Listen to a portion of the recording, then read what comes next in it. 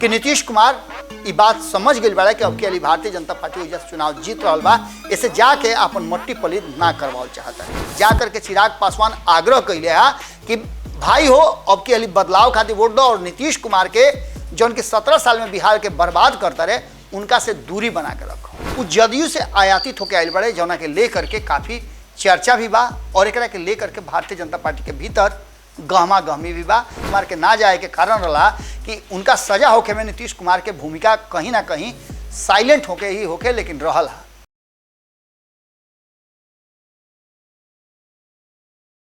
गोड़ लगतनी खूटा ठोक पर रुआ के बहुत बहुत स्वागत करतनी, अभिनंदन करतनी, हियरा से रुआ के अभिनंदन करतनी और संगे संगे रुआ से वादा कैले रही ओकरा के ले करके फिर हम हाजिर बानी। मोकामा के आखिर रिजल्ट का हुई और मोकामा में ऊँट कौना करोड़ बैठी।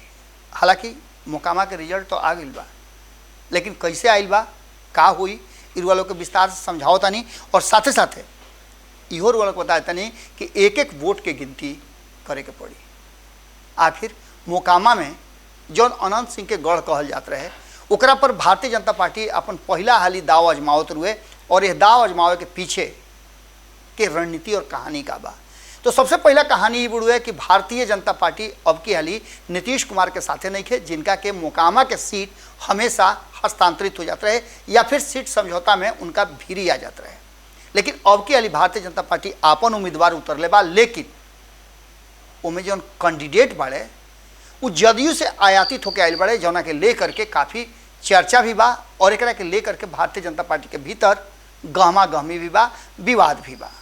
कई लोग के कहना बा, खास करके वो समाज के नेता लोग के कहना बा कि जो वो समाज के शुरू से समर्पित नेता रहे हा, समर्पित लोग रहल हा, उनका के बेलगा के पार्टी से और नया नया लोग के ले आकर के आखिर भारतीय जनता पार्टी कौना तरह रास्ता चल रहा बा।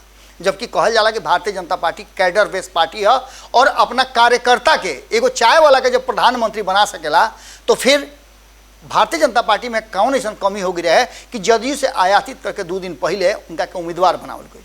खैर ये बात के अगर दरकिनार कर दी तो ओकरा अलावे भारतीय जनता पार्टी अपन पूरा ताकत मोकामा में झोंकले बा। लेकिन ओइजा अनंत सिंह के सिक्का चलला, लेकिन अनंत सिंह के सिक्का तब चलला जब अनंत सिंह बाड़न। अनंत सिंह पूरी तरह से चुनाव में ओझल हो गए बाड़े। हालांकि अनंत सिंह के बहुत करीबी लोग में से बहुत गिनती के लोग सामने फ्रंट पे नजर आ रहा बा। एगो फोटो कार्तिक सिंह के भी आई रहे जौन की कहल जा रहा बा मंत्रिमंडल से इस्तीफा देला के बाद उनका पर केस भी दर्ज भइल बुढ़ू जना के चलते वो एने ओने लुकाइल चलता रहा। लेकिन ये चुनाव में उनकर चेहरा ललन सिंह के साथ नजर आई रहे। ललन सिंह वह ललन सिंह जौन की कभी अनंत सिंह के कट्टर दुश्मन होत रहा। हालांकि दुश्मन दोस्त बने के राजनीति में बहुत पुराना रवायत रहल बा। रुआ लोग देख ले हो कि नीतीश कुमार कैसे मात्र कुछ साल में 7-8 साल में रुआ देख ली कि कई हाली पाला बदल ले, कई हाली खेमा बदल ले और आज भी बिहार के मुख्यमंत्री की कुर्सी पर काबिज बन। लेकिन नीतीश कुमार के जब चर्चा चल गई तो का नीतीश कुमार पूरा मन से तेजस्वी यादव के सपोर्ट करता रहे। और खास करके अगर मोकामा के बात कही जाओ तो मोकामा में अनंत सिंह के साथ उनको 36 के आंकड़ा रहे का वो सब के भुला करके तेजस्वी यादव के और नीलम देवी के चुनाव में जितावे खातिर पूरा ताकत भीतर भीतर लगौले बाड़े। हालांकि सामने से तो नीतीश कुमार मोकामा जाए से, गोपालगंज जाए से इनकार कर दिले, तबीयत के भले ही उनका तबीयत खराब होके, लेकिन बाकी सब काम कर सकता है। तो मोकामा तो बहुत नज़दीक में रहा जहाँ वो जा भी सकत रहन, लेकिन मोकामा में चुनाव प्रचार ना के लिए जना के लेकर के भारतीय जनता पार्टी के कहना बा कि नीतीश कुमार ये बात समझ गई बड़ा कि अब के भारतीय जनता पार्टी वजह से चुनाव जीत रहा बा, इसे जाके अपन मट्टी पलीद ना करवाओ चाहता रहे। हालांकि ऐसे भी नीतीश कुमार तेजस्वी यादव जीतस ये नहीं खन चाहत, ये भारतीय जनता पार्टी का लगातार कहना बा। ये सब बात के साथ साथ मोकामा में अनंत सिंह के जो ग्रुप बा, अनंत सिंह के जो समर्थक बाड़े वो एकदम आपन काम कर रहा बड़े और नीलम देवी हर गांव हर मोहल्ला में जा जा करके घूम करके अपना खातिर वोट मांगली और ये बात कहली कि जो मोकामा में छूट गई बा ओकरा के हमरा पूरा करे के बा। हालांकि सोनम देवी भी लगातार चुनाव प्रचार कर रहा बड़ी और उनका चुनाव प्रचार में दिल्ली से लेकर के बिहार तक के लगातार एक से एक नेता चुनाव प्रचार में अपन श्रम लगा रहा बड़े। मोकामा के जनता से परिवर्तन खातिर, बदलाव खातिर वोट मांगल जा रहा बा। लेकिन आंकड़ा ही बता रहा बा कि आंकड़ा में सबसे ज़्यादा जो निर्णायक भूमिका में बाड़े उस सवर्ण वोटर बाड़े। कारण कि सवर्ण वोटर के संख्या जौन लगभग 3.25 लाख के आसपास कुल वोटर बाड़े, ओकरा में 1,10,000 से ज़्यादा, मतलब 40% से ज़्यादा जो मतदाता बाड़े वो सवर्ण बाड़े। अगर उनकर वोट जैसन कि पहले से कहल जा रहा बा कि अनंत सिंह के साथ जात रहे, अगर यथास्थिति कायम हो जाए, ऐसे कि भूमिहार समाज यह बात की घोषणा कर दिले बा कि वो अनंत सिंह के ही सपोर्ट करी, यानी कि राष्ट्रीय जनता दल के सपोर्ट करी। सुधीर शर्मा यह बात के लेकर के घोषणा कैले और भारत लाइव के मंच से भी आकर के स्टूडियो से भी वो बात कर रखले। लेकिन एकरा साथ साथ दूगो फैक्टर बहुत महत्वपूर्ण बा। धानुक समाज के वोट 50,000 से ज़्यादा धानुक समाज के लोग बा, वोटर बाड़े, जौन निर्णायक भूमिका में रहले और हमेशा उनकर फैसला ही अंतिम फैसला होला। एक बार धानुक समाज के लोग भी नाराज बा, हालांकि दोनों दल से नाराज बा, दोनों खेमा से नाराज बा। धानुक समाज के लोग भारतीय जनता पार्टी से आग्रह करत रहे कि वो धानुक समाज से ही कोई के टिकट दे, लेकिन ऐसा संभव ना भई। अब एकरा के लेकर के धानुक समाज के लोग कौना करोड़ बैठी, ये देखे वाला बात हुई। लेकिन ओकरा में सबसे ज़्यादा महत्वपूर्ण बाकी एक तरफ धानुक समाज के वोट और दूसरा तरफ भारतीय जनता पार्टी से अलग मुकेश सहनी, जिनकर की अच्छा खासा वोट बा और 30-40 हज़ार के आसपास वोट बा, वो मुकेश सहनी अपील कर दिले वाले राष्ट्रीय जनता दल के अपना समाज से वोट करे खातिर। लेकिन इस सब पर अंतिम समय में जो दाव भारतीय जनता पार्टी चल दिलस, वो दाव में सिर्फ चिराग पासवान ही ना और कई गो लोग विचलित हो गई।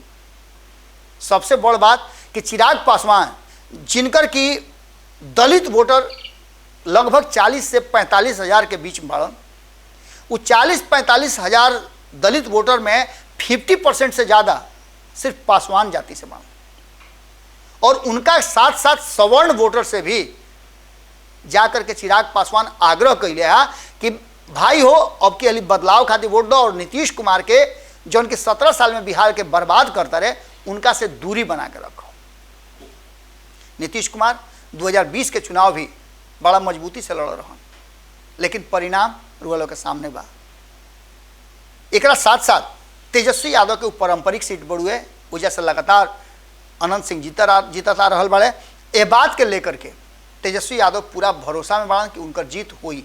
लेकिन चिराग पासवान के गैला से मोकामा में असर जरूर पड़ल बा और ये असर साफ नजर आ रहा बा। हालांकि अनंत सिंह के वजह खूंटा मजबूत गड़ल बड़ुए और उनकर खूंटा कबारल आसान ना हुई भारतीय जनता पार्टी खातिर। लेकिन दावा ललन सिंह के भी चल रहा बड़ुए। ललन सिंह के बारे में कहल जा रहा बा, हालांकि भीतर भीतर ही खबर चल रहा बा, भीतर ही भीतर चर्चा के विषय बा कि आखिर ललन सिंह उहे ललन सिंह हवे जौन की बड़का ललन सिंह से मोकामा से उम्मीदवारी खातिर लगातार जनता दल यूनाइटेड में सेवा देते रहा। ललन सिंह के साथ छोटका ललन सिंह के बहुत अच्छा गठबंधन बा, दोनों के बहुत बढ़िया दोस्ती रहा। लेकिन अचानक से उनका भारतीय जनता पार्टी से में जाना और चुनाव लड़ना कहल जा रहा बा कि एक तरफ नाराज होकर गई बाड़े और दूसरा तरफ कहल जा रहा बा कि ललन सिंह जो बड़का ललन सिंह बाड़े वो एक प्लान के तहत उनका के वजह से चुनाव लड़े बाड़े। हालांकि ललन सिंह बात से इनकार करते रहे और लगातार वो नीलम देवी के चुनाव प्रचार में भी रहे हैं और लोग से अपील भी कैले है कि वो नीलम देवी के वोट दे। इस सारा बात के लेकर के जो फैक्टर बा उनमें कहीं ना कहीं नीलम देवी के जो जमीनी पकड़ बा ओकरा में वो काफ़ी मजबूती के साथ आगे बढ़ रहा बड़ी और अनंत सिंह के लंबा समय से वजह के विधायक रहला के भी फायदा मिली। दूसर का तरफ अनंत सिंह के जो लोग बाड़े जिनका खातिर अनंत सिंह लगातार 24 घंटा तैयार रहत रहन, वो लोग अनंत सिंह के सजा भइला से काफ़ी दुखी बा। और इस सजा के लेकर के जहाँ एक तरफ कहल जा रहा बा कि नीतीश कुमार के ना जाए के कारण रहा कि उनका सजा होके में नीतीश कुमार के भूमिका कहीं ना कहीं साइलेंट होके ही होके लेकिन रहल है। अब इस सारा बात के लेकर के मोकामा के जो रण बा वो कहीं ना कहीं एक तरफ शिफ्ट हो रहा बा और मोकामा के रण में जौन आज रुआ लोग वोट दे रहा बानी, लगभग अंतिम समय चल रहा बा वोटिंग के। अब तक ये आंकड़ा केकरा पक्ष में गई ये कहल मुश्किल बा, कारण कि ईवीएम में रुआ लोग के जौन विचार बा मत बा उ कैद हो गई बा। परिणाम अइला के बाद ई पता चली कि ऊँट कौना करट बैठल है। रुआ लोग केकरा के अब की हाली उपचुनाव में आपन नेता चुननी है और अपना विकास खातिर रुआ लोग पहल कैनी है।